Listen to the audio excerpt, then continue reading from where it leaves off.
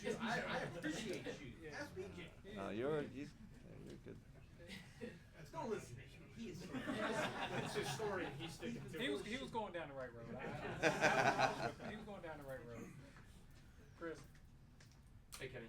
Hey, Chris. You outscored them 71-45 in the second half. What changed? Our defensive disposition. They were. You saw it. They were just kind of getting what they wanted. Our closeouts were not up to par. Our physicality off the ball was not up to par, and I thought that starting group, in the beginning of the third, OG had 19 points. We made it a point at halftime. We didn't throw any water bottles, but we made it a point. And our guys, we knew they were on a back-to-back, so, can we pick up our energy? Can we pick up our physicality, take OG out of the game? And guys executed. And then for you, Isaac, the contributions that he made at both ends of the floor, played majority of the second half. What did you see from him? Yeah. Possession getter. I thought his offensive rebounding really kind of got us going. And we didn't make shots again tonight, but 15 offensive rebounds.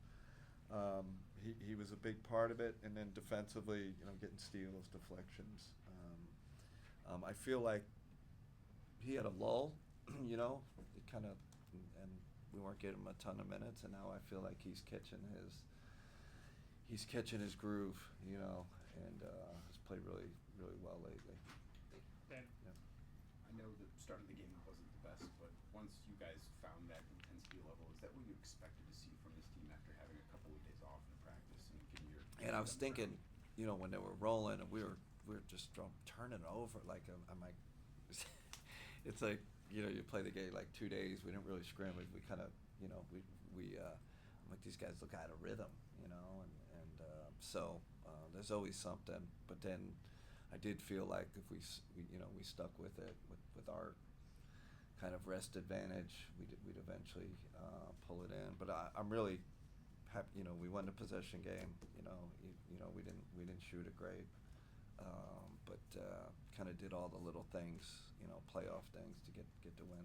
How impactful has Donovan been tonight and lately in the little things category? He's leading it.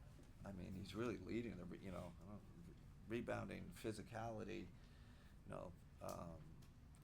He's not it, right.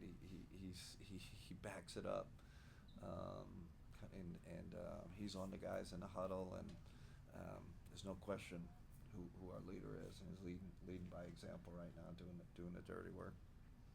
Joe. Is there a guy or two, just the way they're playing right now, that you're really excited about it heading into the playoffs? Ice. Everybody, right? Ice is probably the one where like I said, I felt like he had a lull, and now he's come back. I really liked Dre tonight. Again, another guy who would, on that road trip just didn't feel like he had a lot of energy, and he just told me in the locker, I got back on my routine, and he's a guy. He likes to work on his individual game and get his feet under him, and I thought he was really good. We played him with the starters, that starting group, and that looked really good. He bailed us out in the first half when we were struggling to score. Kind of created some stuff on his own, and it's nice seeing that lineup out there with that kind of size. It was he played really well tonight. I guess the guy I had in mind, and Isaac was another one, but J.A., when you were in your streak, there were nights where he wasn't playing in the fourth quarter. Yeah. And now he's closing games out for you and making differences. Yeah, he was outstanding. He's kind of doing it on both ends, right? Defensive energy, but making plays in the paint. He's driving from the top of the key too. Felt like he had that big steal, with the, windmill dunk that everybody enjoyed. I feel like he's trending really positive right now. Mike. This is an oddly specific question, but Max comes off a little handoff and a pick and roll with Jarrett and ends up throwing the alley to Yeah. Jarrett. What about those two work so well in situations like that? Max is a great handoff guy. He you remember the Miami days with Bam. It's just he knows how to hit, and then just he gets separation, gets a little push, and then he gets gets a handoff, and he's a threat to shoot the three, and then he's got the lob game. He can get down. That's some guy. DG's a pick and roll game. Pick and roll guy. Don's a pick and roll guy. But I think Sam and Max are we want to run more handoff action for them because they're so efficient with it. Now on the other side, Jarrett seems to kind of sound silly, but there's a skill in being in the right spot for handoffs. Yeah. Drawing fouls after. Yeah. How does he kind of excel in that specific role? Quite honestly, I think Max coaches him. Because he had that chemistry with Bam. He tells me all the time. I tell Bam how to set the screen, what angle to turn, where I want the ball. So, Max, he's talks, and Evan too. He wants Evan to do it more.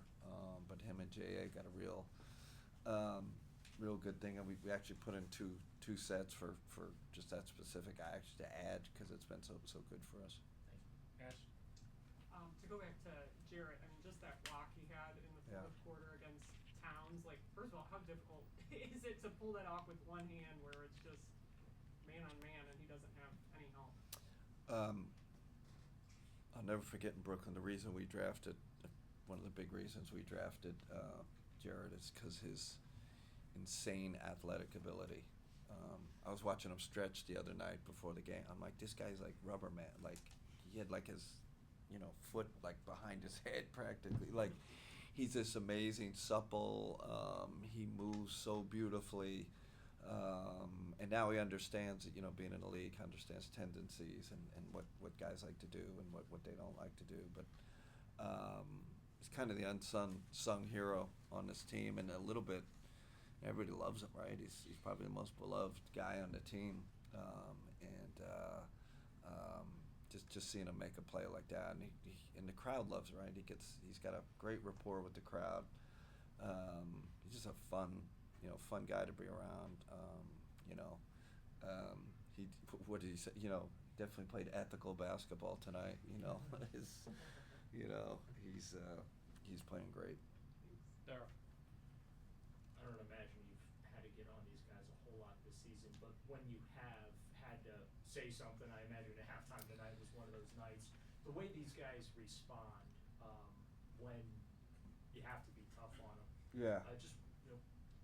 What's it say about the group that you're getting through to them and they take what you have to say to heart? It sounds like, well, they're coachable. And you say, well, shouldn't everybody be coachable? Not necessarily. It doesn't, especially at the pro level. I think sometimes, guys kind of have their way of doing it, and they do it that way. And sometimes a coach has limited impact. I always tell our assistants we have to be really careful what we give these guys, because they're going to do it. Like, whatever we ask, they execute. What defensively, offensively. I've never been with a team at the pro level like this where you give them something and they execute it.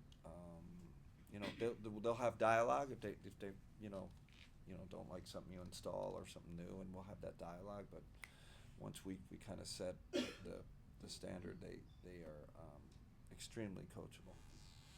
Darius Leonard was 8 for 15 tonight. You kind of feel like he's starting to get it back. I thought he was great in the pick and roll tonight. He's really dragging Cat out, right? Jay would set the screen, he'd drag him out wide, and he had the mid-range going, and the late, what we saw earlier in the season, a lot of those late dishes to J.A., where gets his eyes on the rim and then last second dishes. I feel like he's starting to get his groove again. Yeah, it's going to wrap for Coach. All right, thanks everybody.